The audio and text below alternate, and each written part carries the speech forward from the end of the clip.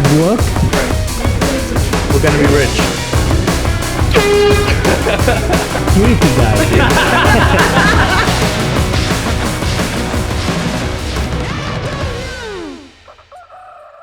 What are we doing in Switzerland? So we just arrived at Zurich.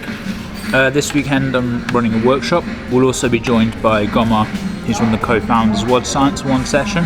We're going to head to the gym, Gleis 10, and then we're going to go tomorrow. We're playing golf with Gommaar, chat a little bit, go over what we're going to be doing at the weekend, and then the weekend the workshop starts. So right now we're just drinking very expensive coffee.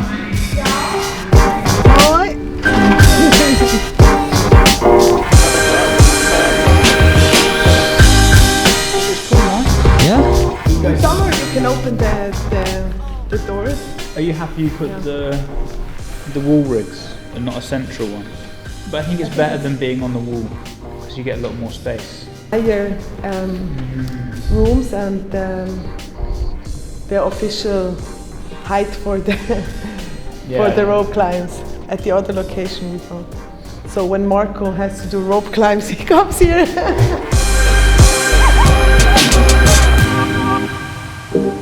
They're nice, no? Yeah, they're cool. Yeah. Look, we have the line one. Oh, the eagle. But this looks pretty big. You think so? Yeah. Maybe there are not enough spots for to squat on the rack, you know? Yeah. But it's true, you could just add a couple more sections, just carry the rack on. I think for CrossFit gyms, having like as much open space as possible is useful. Yeah. Because then, you know, you put barbells there, take ergs there. You don't have always. I think that's the trouble when people put they put the central rack in, and then there's no space to. Yes. And you can do like handstand push-up, wall ball still, and you kind of. You can still use the wall. Garderobe. What you get on the competitions? The signs. The signs, yeah. We have one more with stuff only. Team weight, team okay. level. Oh.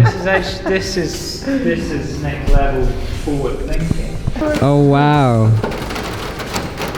Not so useful in Switzerland, but in summer. I think even now you could have it open. It's really nice. Yeah. I think it's a great location. I actually came here last time when it was like completely empty, and it's really nice. Like lots of lights, lots of space. No, you don't have like neighbors above. The most exciting thing is gonna be the powerlifting floor, no? Yeah. That is gonna be. You get some cool like cable machines in there and stuff. Yes, as well. that's what we want. Like a cable machine or some machines for bodybuilding. Okay, so how many groups do we have, John and I, in common? You think 12? 12. 31. Actually, I may have the most. I wonder how many I've got with Carmen. 57. Well, Sheila was not supposed to be here this weekend. Yeah. She was supposed to be lifting in Romania, and so it had just been Mark. And why Mark didn't come? Well, it was kind because of my fault as Mark well. did some plans with John, and I did another plan with John, and then we did our plan. Sheila's here, not Mark. Where Mark's at the other gym. He's at the other gym. Let's go there now. Okay. Are we ready? Ready? Let's go. And I was like, yes. I speak to Mark, and then Mark, have you replied to this guy?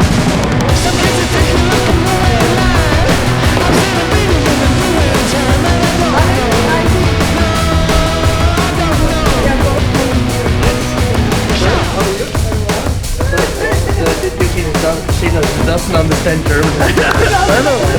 This is Sheila. She's from Puerto Rico. Muy bien, trabajo. Do you have another darker? A darker one, yes. Yeah. Of course, darker. Yes, here, this. This is my shirt, which is old guy. That's so freaking cool. I want one of Mark's shirts. Okay, large is big enough for you? What size do you wear? Because of, do you see my biceps? No. Small. We got this for the seminar, so John is prepared for everything. So whenever someone does a no rep,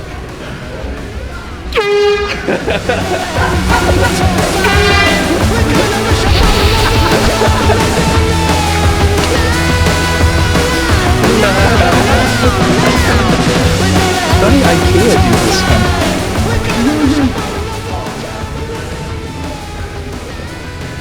Skinny me. Where's this? This was in Yerevan, Armenia. Okay. This year. I used to build like a whole purpose-built stadium for it, right? They didn't build it, but it was in a huge stadium. I placed fourth, and now the Ukrainian girl, maybe they're banned, and maybe I will get the medal. Oh yeah? I hope so. Oh, there you go. Not bad jacket. Huh? That's what I want. Really CrossFit Gleis 10 branded jacket. Well, you see? It seems like I'm gonna be the security guy here. You afraid to drop a dime when you already dropped a dime. Got a wife at home, but you steady on my line. Talking about shorty. Guys, I like that you managed to get a coat though. Very. you know, you have to find the right people that take care of you. You see this? In cold winter days, during German throwdown, for example, then with this jacket, everyone thinks, oh, this guy is the Progrm Gleis 10. On the stage like they motivational speakers, when really they just A1 creepers. You pushing 40 with an 18. Mark, Mark doesn't look it, No but strength, he's Mark. No strength. Oh, do you want just to to work Do you out. want to do the strength as well, just to work? I've got enough strength already. He's pretty strong. I am. He did 2 reps front squat. 140. 140. Just yesterday. For a almost master athlete with really skinny legs. It's Mark's Do birthday you know on Monday. he did a a master competition. competition, but they were not on the leaderboard because he's not a master. I tried to go with my brother's passport. He's 40. No. But the thing is, the guy who organized the event, he knows me. I was like, I tried to introduce myself. Hey, I'm David. He said, no. So I'm David. I don't know you. Sure. Are we going to do Let's this do it. workout? Are we going to do the workout or the strength as well? Should we just hit the workout Well, now? let's do a little warm up and then the workout. It's you go, I go. Let's do it in teams teams of of 3. Okay. You too? Yeah. Okay. We don't have to do it you go, I go. We just do it each. Okay, each 10 rounds. Yeah. Okay. It's like 150 calories on the acro bike. I don't care, but it's okay. Should be good. Yeah. Oh no. Yeah. Half an hour time cap? Oh, what's that? What's I mean? I mean, half an hour is like 1 minute 30. Well, let's do that. It's 2 minutes. It's 20 minutes. 20 minutes. 20 minutes time cap. 10 rounds. Yeah. It's Manuel is in for it. Manuel. You too.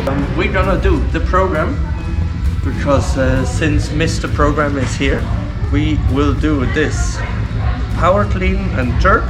First build to heavy technical 1+1, and then drop down sets with 80%, 2 rounds for time, 5 cleans, 1 jerk, 4 cleans, 2 jerks, 3 cleans, 3 jerks, 2 plus 4, 1 plus 5. Now it's your turn.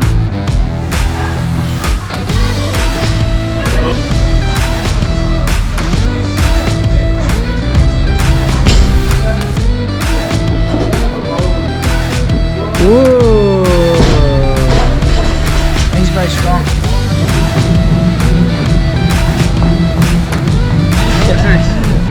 Mark modified our bike. So you cannot. No, Mark's still going to sit on it. John told me if I want to make it to the games, I have to do it in half of the time he's going to do it. 2000. See this? Dropped. Shit. Fuck. It's hard. Oh, 1 of 5.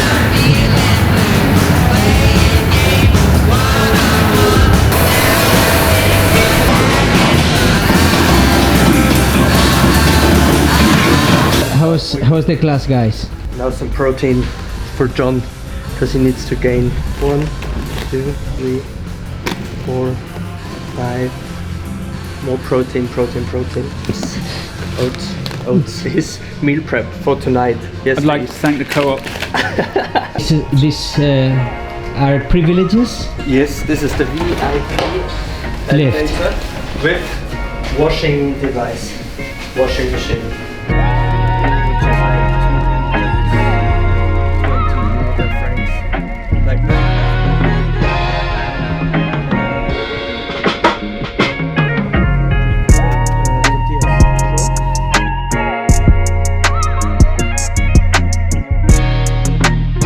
Incredible.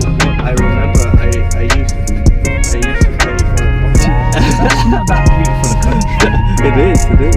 Like that are the you want copy board? Thank you. 31. Manu, can you do me a favour? Can you go buy me an Americano?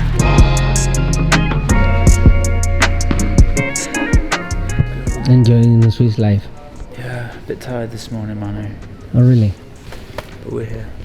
So we're going to go get some expensive Swiss coffee. We deserve it. Sheila, we're going to go get a coffee. Do you want one? I know, but Manu wanted a little walk. Oh, whoa.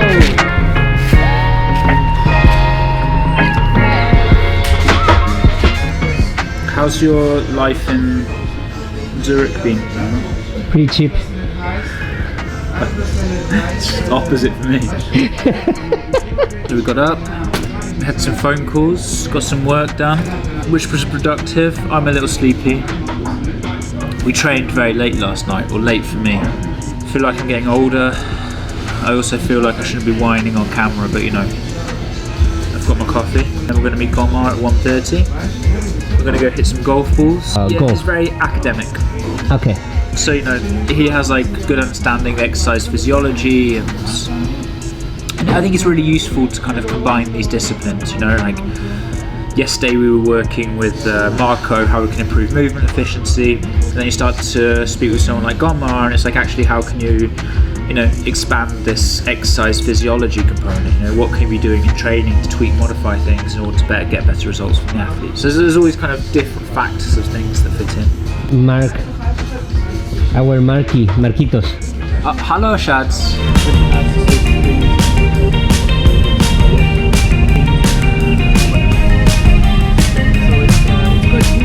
Drive to the golf park with Gommaar. Semi-professional. What did you play? Was this in Belgium? You played? I played for the national team. I played in America as well before college, and then I had to make the choice to go into. Do I have to look into the camera? No, you have. You can look at me. Okay. No worries. It's a man who's beautiful eyes. No, then I went to America to see if I want to go to college, but then I didn't. Okay. I didn't do it, and I went to study. So I went to study in Belgium, and then my golf went downhill, but not not steeply. But you kept the interest in the detail of sport, no? I love golf. Yeah. It's a very interesting sport. It's a individual sport. You have to always think for yourself and like fight your demons on the golf course. Ooh, Really. I would love to see that. Yeah, you'll see.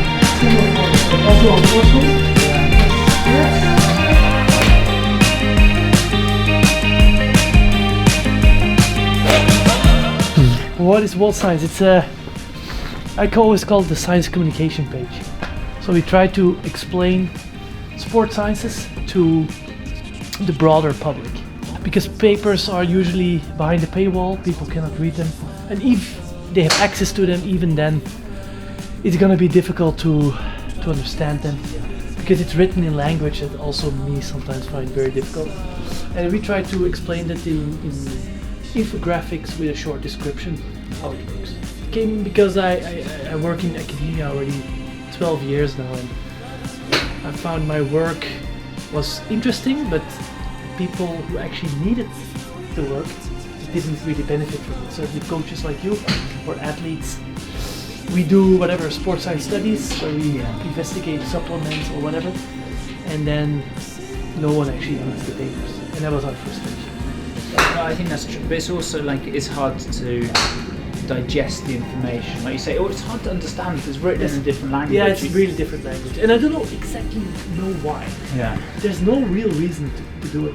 And I think this is one of the things is actually when you start looking into the world, it gets very easy for a company to say something.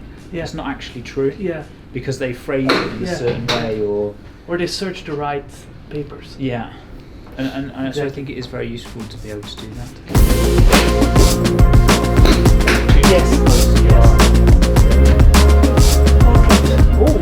What did you learn the most from Gommaar? Understanding the exercise physiology of CrossFit. You know, we looked into it quite in depth, kind of like energy pathways and various things, but applicable to CrossFit.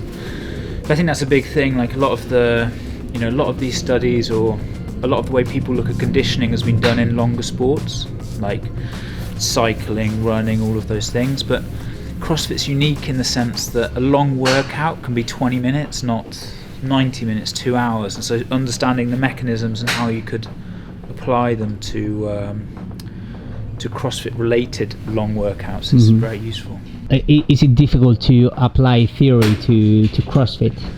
It's difficult if you're not in the field. So for example, I coach myself a couple hours a week to understand. I do CrossFit myself, but if you're only doing research, I think it's quite difficult. And that's maybe a bit of the problem with many of the sports science. They find it interesting, they study it in the lab, but of course if you talk to John, it's different when you really work with athletes. And that's a little bit how it is, I would say. So it's like applied research, there's potentially enough, but in CrossFit there's not enough. So there's enough in endurance cycling and running and whatever, but certainly in CrossFit it's the quality is not high enough, and just the quantity as well is not high enough. Both actually, because it's such a new sport, and people don't really know what's happening. Because it's the first time that people do endurance and strength at the same time. Like that is the goal of the sport, right? Like be good at both. Usually it is kind of more towards the left or more towards the right. And in CrossFit you need to have both.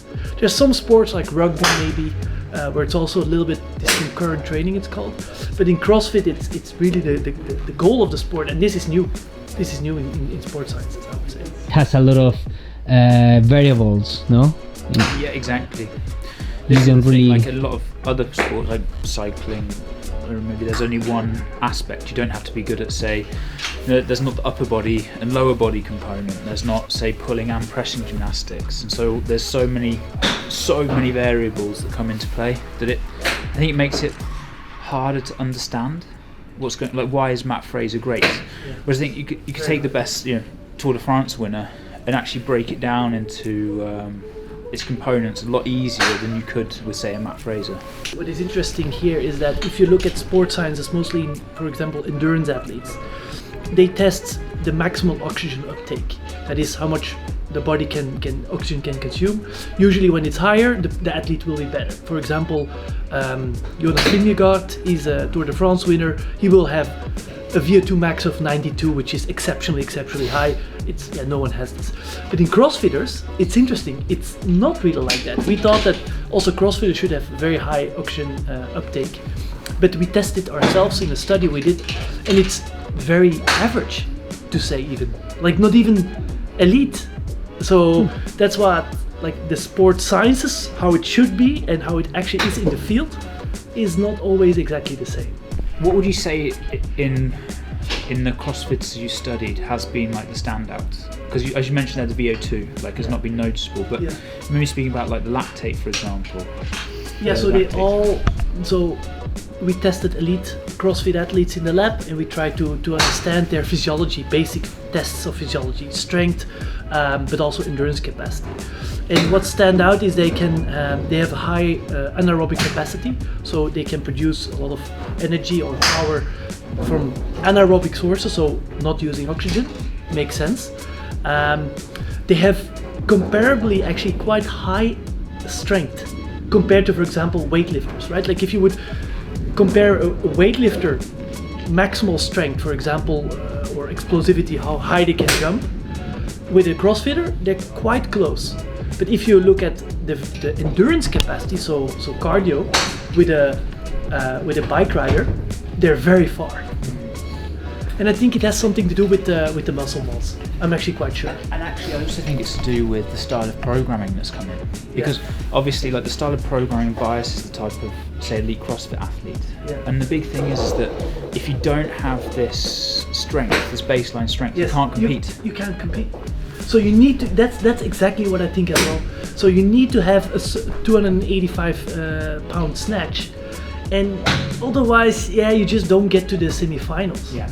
And this is exactly what we saw, because the VO2 max was very moderate, and also like the ventilatory thresholds, like the lactate thresholds and so on, were mediocre.